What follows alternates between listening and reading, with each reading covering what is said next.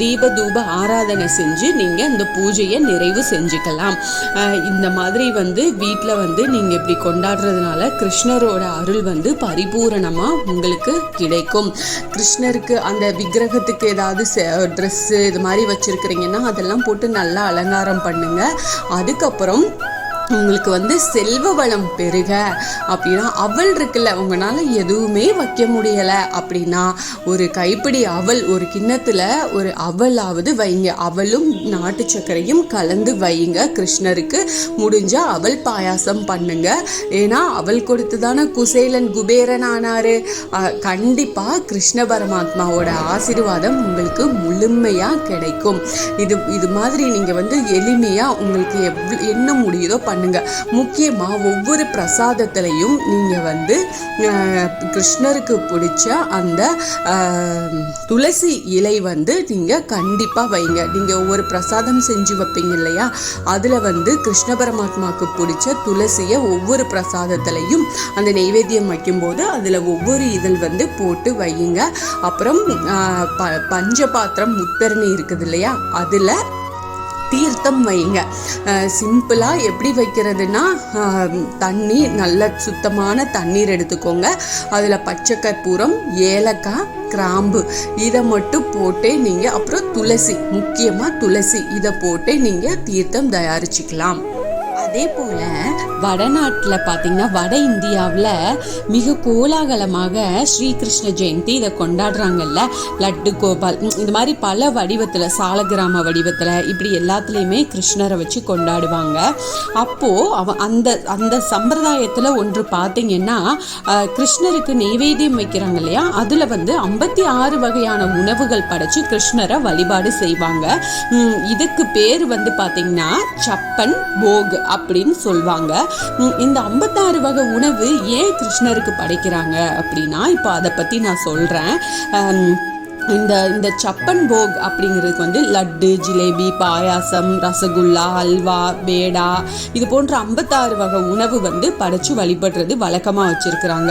அதுக்கு கிருஷ்ணருக்கு மட்டும் இத்தனை வகை பலகாரம் படைச்சு வழிபடுறாங்களா அப்படின்னா, அது என்ன எண்ணிக்கையில் உணவு படைக்கிறாங்க. இதுக்கு எல்லாமே ஒரு காரணம் இருக்குது. அதை நம்ம யோசிப்போம்ல, ஏன் இவ்வளோ வைக்கிறாங்க அப்படின்னு.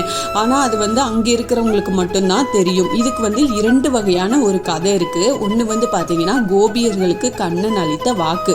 அதாவது முதல் கதை பார்த்தீங்கன்னா, கோகுலத்தில் இருந்த கோபியர்கள் அனைவருமே கண்ணனையே கணவனாக அடையணும் அப்படின்னு மாத கணக்கில் விரதம் இருந்து வழிபாடு செய்வாங்களாமா. அப்போது அந்த காலத்தில் யமுனை நதியில் நீராடி அன்னை காத்தியாயனியிடம் வேண்டிக் கொண்டாங்க.